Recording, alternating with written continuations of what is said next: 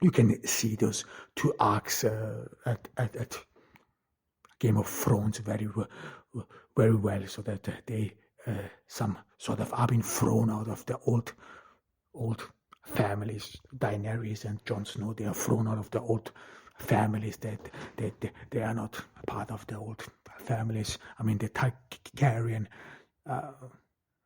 or the Targaryens, they were destroyed, or were many of them were killed and so on. I mean, I assume that you all have seen Game of Thrones or have read the books. However, and in this climate, you have a lot of similarities between Jon Snow and Daenerys, so that they have some sort of create a new family, they have new brothers and so on, and we then feel compassion for these people, because if you have to see the normal average teenager, but this is what you feel as well in your youth.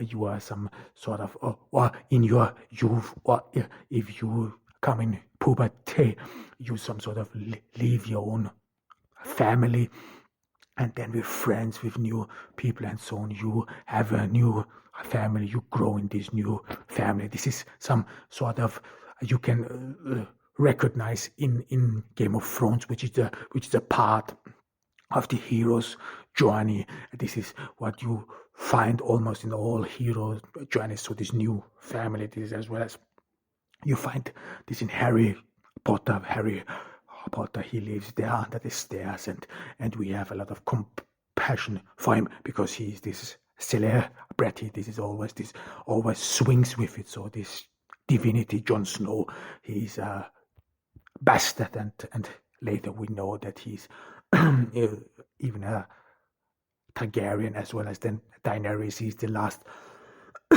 excuse me, she's the last Targaryen, and so on. So they are always parts of divinity, what makes people special. So and this is what you see then as well as in Harry Potter. So he has all these evil people who don't know, or who don't want this boy's well-being, who has to live under the stairs, and he's been taken advantage of, and so on and so on.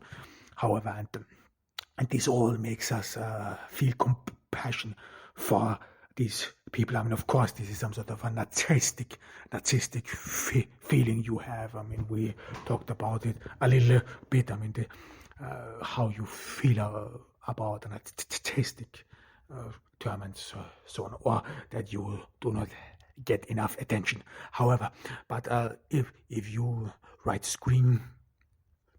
or let's put it that way, why is this important? I mean, am I talking about this? Well, it is important in that sense. If you write a screenplay, especially ensemble screenplay, this ensemble means with a lot of people in this series, in this series. Let's think about Grey's Anatomy, or in that back in the days, there's a Star Trek, especially Star Trek, beginning with the original series. There was always an attempt, if you only see the screw. I mean, this is Lieutenant Uhura, this is O'Brien, this is Pille, and so on. If you see, so the cause or the attention of this movie was always to reach a broader base in the society. I mean, you want to reach the black people, especially then female black people, or a female black woman who has some sort of in a way masculine with short hairs, and she has a beautiful body, big boobs, and so this is something mystical on her. So this is this female black woman who gets is being acknowledged by by white people as well as black people. Then you have, this is especially true for North America, in the US, where there is a very high Irish population. So you somehow want to bring in this Irish population as well. Then of course, if you can Scottish, and in recent years increasingly Latinos and Hindus. So you want to have some sort of a broad basis. This is what's meant with ensemble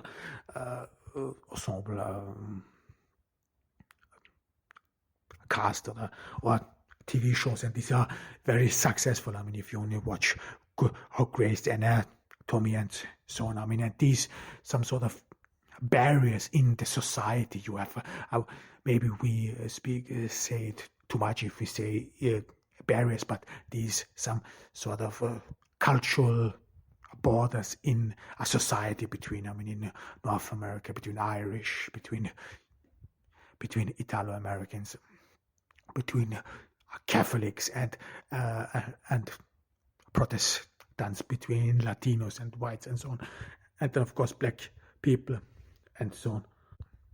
These cultural borders, they play a crucial role in the society in the US as well as in continental Europe. And then of course you try to reach these different social groups, so with their man or with someone to whom they can talk about and so on. So this is something you always see, especially in American movies, that they want to fulfill a quota, or that they work towards a quota and so on. So I want to reach appeal among a certain group and so on. And one of these groups which you want to have appeal on, this is of course the middle class in general.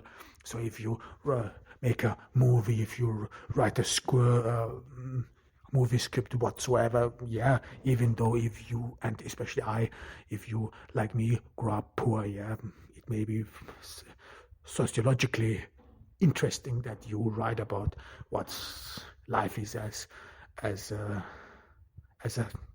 Turkish migrant with modest means. But however, this is always difficult to sell. And there you see now in Game of Thrones, and this is what you see in many hero arcs as well. So this hero journey, and this is that the hero, becomes or comes into age. And this into age coming, you see in Game of Thrones with Jon Snow and Daenerys, and this is symbolically that you use, or that you leave your family and then have a new family, have a new friends and so on. This is where you go outside in to the world, and this has of course a lot of appeal especially among younger audiences. So this is one of the reasons why, for example, Emily Clark, or the person or the actress who plays Daenerys, as well as Kit Harington, the actor who plays Jon Snow, they have a lot of appeal among younger audiences and so on. I mean, and they're in contrast.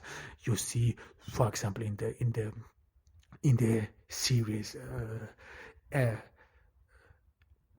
Ned Stark with this over emphasis on honor, on duty, on right and wrong. This is how this person speaks to a different audience. This person speaks to people who believe in a world that is just, that is right. This is rather, you would say, religious, because if you know a little bit of the Game of Thrones, then you of course know that then of course you know that Ned Stark decided against peace. I mean, this is what you see. I mean, Ned Stark, or if you want, we can gave us brief summary. What I'm talking about this is that the king or the king dies through a hunting accident.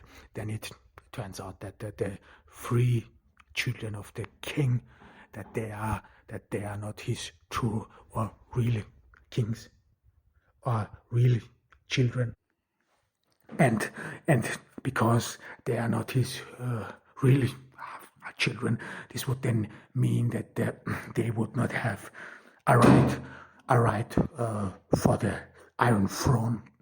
However, but Ned some sort of follows his duty, and then he declares that someone else would be in line for the throne, for the Iron Throne, but yet his advisors some sort of try to dissuade him, because this other person would bring most certainly war and would wreak havoc and so on. So this other person is in a way something like Ned, all overly right, emphasizing on honor, on duty and so on. So this is, you would have to say that Ned in Game of Thrones represents some sort of a religious authority. So no matter where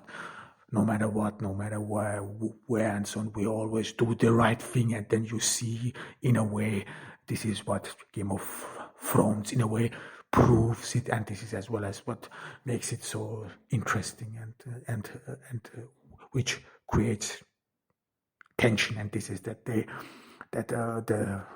doing the right thing does not save you, it does not protect you, and Ned later dies, and it comes to war anyway, so he cannot prevent it. Or if you want, the irony of this issue is that, or the irony of it is that Ned, who did the right thing was as well as responsible for this war, but not because he did the rightful choice, but that he died, and that this was unjust, or this was over exaggerated, and so on. So this is what you can see as well as, and however, then if we were talk about all those series as well, if you want to grab people's attention, then of course you have to write about some stuff, or that you want to have appeal on this people, and or try to speak to their mind. This is what ensemble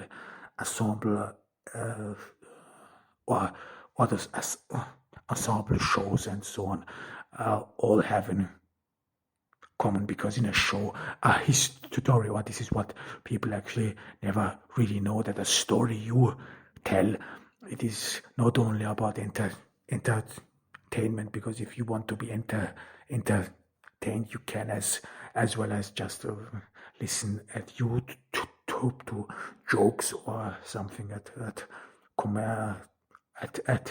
Comedy Central or somewhere, but stories have always some sort of a meaning to you. They give you an understanding about your worldview, where you are, what you are, and so on. So that a story, if you tell a story, it should be always about meaningful, about your life struggle, and this life struggle you can always share with others as well.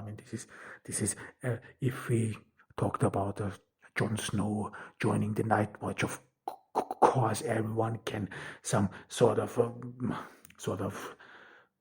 relate to that. This does not mean that you are not wanted in your family or whatever, but mostly if you grew up in a home, there is a generational rift. This is especially my generation with the rise of the internet. So there is a huge gap to the previous generation, and because of this, you feel this rift, this generational rift is way more vivid. It is way more